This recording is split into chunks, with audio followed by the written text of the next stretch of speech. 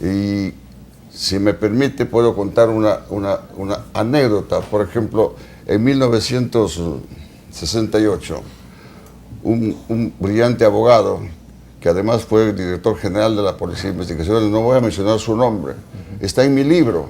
Se me acercó a mi domicilio a decirme que era abogado del capo de la corrupción a la que yo estaba investigando, José Trasman Kauman, el de la Peicar, etc. Es una historia muy larga que los jóvenes ya no saben porque no lo han visto. Y a decirme que él era abogado y lo tenía escondido.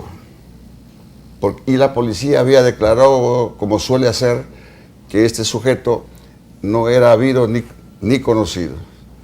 Y él se acercó, aprovechando la amistad que tenía conmigo, se acercó a mi domicilio para decirme que él lo tenía escondido, que él era abogado él y que estaba ganando muy buenos honorarios, como insinuándome por su amistad para yo conservarme con él por la amistad. En ese momento le jugué una trastada, desleal, entre comillas, y le dije, yo te ayudo, con todo gusto, porque él me pidió que no se le excuse, no sé cuánto, con una condición de que lo presentes en la comisión. Ah, encantado, me creyó a mí, lo presentó, a las 10 de la mañana yo convoqué a los miembros de la comisión investigadora, a todos, y les conté la historia, y a las 10 de la mañana, confiado en mi palabra, se presentó el abogado con el... Sí. Y en ese momento ordené que se lo llevaran preso, porque él estaba con orden de captura por orden del Poder Judicial. Originalmente mi amigo se convirtió en mi enemigo, posteriormente reconoció, cuando yo públicamente dije, yo no confundo lealtad con complicidad. 1000 amigos al tacho, porque hay que ser consecuente con la sociedad y con su moral, con la moral que uno ha recibido desde el hogar. De manera que yo tengo muchas cosas que contar. Esta es una anécdota de decenas que podría contarles. Y le agradezco por el No, tiempo al contrario, doctor, no hay nada que agradecer. Entonces, y en la sección siguiente contaremos algunas otras cosas más. Termino sosteniendo que la corrupción es la diferencia entre la lealtad a la amistad y la lealtad a la sociedad en aras de los valores morales. Correcto, y ya habrá muchas jornadas para seguir abordando distintos ángulos de esta lucha. Estamos con el doctor Fernando Urbina y de inmediato con las llamadas. El crear riqueza no creo que sea algo negativo, por el contrario. Crear riqueza honradamente, en forma honesta, es algo que recuerdo, allá en la Torre decía que hay que crear riqueza para el que no la tiene, ¿no? Tiene que ser un objetivo nacional y de toda persona. En nuestro pueblo la pobreza se vive con mucha dignidad. Eso es lo que yo he visto. Yo he encontrado grandes personajes cultos que están en la pobreza por diversas razones, pero yo he encontrado una dignidad tremenda en nuestro pueblo. Hay grandes valores, pero lo que siento ahora es que el sistema, a través de corromper a la juventud, está buscando romper eso, hacernos un pueblo más inoperante y más inútil. Hay dos extremos, ¿no?, en todo esto. Hay un extremo de la falta de valores en la persona y hay un extremo de la falta de controles en el sistema político. Entre esos dos extremos ha crecido la corrupción sobre una base muy fuerte, la injusticia y la impunidad que hay en el país. Siempre me he atrevido a decir que hay que empezar poniendo orden en la Corte Suprema de la República. Yo he denunciado a algunos vocales de las Cortes Superiores del Callao y he logrado la destitución de algunos. Pero cuando he tenido casos en la Corte Suprema, yo me quedaba asombrado del grado, sinceramente, de inoperancia y de corrupción. Ni qué hablar del Tribunal Constitucional, tristemente célebre, no como institución, sino por los miembros, algunos de ellos que lo integran.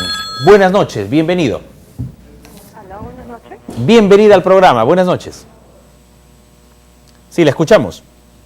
Bueno, yo considero que una de las causas de la corrupción es que la educación en nuestro sistema carece de inculcar, en muchos casos, valores y una cultura ética desde la muy temprana edad.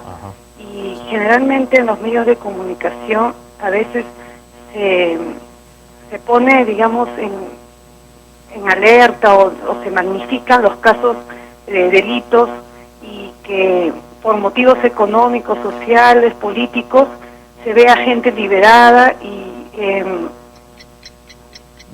en este sentido crece una impunidad. Entonces, la mayor parte de la gente crece en este sistema que no cometen una serie de hechos delictivos o contra la ley y no les va a pasar nada. Entonces, esto es algo que de repente los sistemas de comunicación deberían enfocar, que si una persona comete un delito o una acción que va en contra de la ley, va a ser sancionada. Entonces, bien, muchas gracias por su llamada. Siguiente participante, buenas noches. Buenas noches, mire, yo quisiera participar al respecto de la corrupción. Me interesaría y nos interesaría al país en completo de que se investigue, o sea, realice una investigación, un análisis sobre el comportamiento de los funcionarios de Indecopi, que lamentablemente terminan trabajando en las entidades financieras. Y si ustedes hacen un estudio, la mayoría de los casos denunciados ante Indecopi últimamente no están siendo fundados a favor del consumidor, a pesar que su orientación o su formación en Indecopi es para proteger al consumidor. ¿No? Ese es mi aporte y justamente va en la carencia de valores que vivimos actualmente, ¿no? Así es. En la impunidad de los delitos que a través de beneficios ilícitos que logran ciertas empresas también privadas, porque no solamente las públicas ya las sabemos harto, pero las privadas están abusando. Bien. Y eso tiene que ya cerrarse, cancelarse, si queremos que nuestros hijos, nuestros nietos empiecen a tener valores. Tenemos que mostrar y luchar por la justicia, alcanzar justicia, alcanzar rectitud. ¿Correcto? Correcto. Muchas gracias por su llamada. Amigos televidentes, vamos a presentar este informe. En realidad, Nokoula Baseley es el creador de este vídeo y el pastor Terry Jones, que lo difundió y lo puso en las redes, son en realidad los responsables de todo un alboroto que ya costó vidas humanas, entre ellas un embajador de Estados Unidos como Chris Stevens, allá en el Medio Oriente, en Libia. Veamos este documento. Los penosos sucesos en Libia, donde falleció el embajador estadounidense Chris Stevens, además de otros 3 diplomáticos, han sido consecuencia de la difusión del filme Inocencia de los musulmanes. Esta película, que supuestamente solo ha sido proyectada una vez ante un teatro casi vacío, logró la atención pública luego de que el polémico pastor Terry Jones, quien se hizo célebre por propiciar la quema del Corán, la promocionara en su iglesia mediante un extracto de 13 minutos. El mismo vídeo fue difundido por medios egipcios después de ser subtitulado al árabe. En la producción, Mahoma es presentado como mujeriego, homosexual, pederasta y un asesino ambicioso, cuyo estatus como profeta fue un fraude. Como se sabe, cualquier representación de Mahoma en países occidentales siempre desata la ira de los musulmanes más radicales. San Basile, a quien se le señala como creador del vídeo amateur, mantiene su posición ante los islamistas, que no puede ser más clara que la demostrada durante una entrevista telefónica con The Wall Street Journal, desde una locación desconocida donde dijo que el Islam es un cáncer. Basile, un californiano de mediana edad que trabaja en bienes raíces y que ostenta tanto la nacionalidad estadounidense como la israelí, habría realizado su producción de supuestamente 2 horas de duración utilizando unos $5 millones recolectados de un centenar de inversores judíos. Según The New York Times, un portavoz del Ministerio de Relaciones Exteriores israelí afirmó que nadie dentro de la comunidad judía ha escuchado alguna vez de San Basile, por lo que se cree sea un seudónimo. Este periódico da un paso más allá y despierta dudas sobre la existencia de un filme completo, mientras que enfatiza que esos 13 minutos del tráiler se pudieron hacer con un bajísimo presupuesto de algunos miles de dólares. Finalmente, si bien la grabación solo muestra un pequeño grupo de actores, fuentes citadas por el Wall Street Journal afirmaron que la producción involucró a más de 100 personas, entre intérpretes, camarógrafos y asistentes, y que la grabación fue realizada en el verano del 2011. Al cierre de esta edición, las autoridades estadounidenses daban a conocer la verdadera identidad del autor del filme anti-islam. Se trata de Nokoula Baseley, cristiano copto del sur de California de 55 años de edad. Vamos con las conclusiones en este gran tema, con cargo a seguir abordando y las anécdotas que nos ha traído el doctor Vargas Saya, hay muchas jornadas para poderlas presentar. Julio Heredia. Quiero recordar, Rafael, amigos, que cuando yo tenía 17 años, creo que sufrí el primer gran trauma frente a mi sociedad, es decir, a la sociedad peruana. Lo he contado en un testimonio en un libro.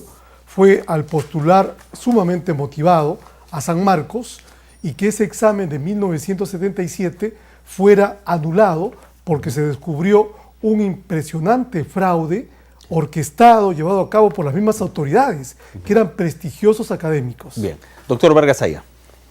Yo personalmente no soy contrario a la riqueza, pero sí tengo que decir enfáticamente, y lo repito una y mil veces, que no es fácil hacer riqueza en la función pública en forma lícita. Una señora ha recordado que los mayores grados de corrupción están en el poder político y también en el poder económico. Pero en la función pública, por mucho que uno permanezca decenas de años, no puede formar riqueza en forma lícita. Bien. Es sencillamente imposible. Correcto. El enriquecimiento ilícito es el delito más grave. Si no se sanciona a los políticos corruptos que han forjado fortuna y no acreditan el origen legítimo de su riqueza, se da la impunidad, la permanente causa de la permanente corrupción en este país. Fernando Urbina, idea final. Mi conclusión es que tenemos una corrupción endémica e histórica y tenemos también en contrapartida los grandes valores que hay en nuestro pueblo peruano. Correcto. Ahí está la esperanza para que haya una reforma moral en nuestro país y recordar los grandes pensadores y luchadores de nuestro país por su honestidad y su gran vida, ¿no? Manuel González Prada, Víctor Raúl Aya de la Torre y José Carlos Mariátegui. Bien, y a modo de conclusión les dejo con esta reflexión, página 113, pastillas para levantar la moral. Lo vemos aquí. Hay demasiados hombres que saben calcular costos y muy pocos capaces de medir valores. Y este pensamiento, el que educa a un hombre, educa a un individuo. El que educa a una mujer, educa a una familia. Muy bien, amigos televidentes, muchas gracias, muy buenas noches. ¡Lucha! ¡Estudia!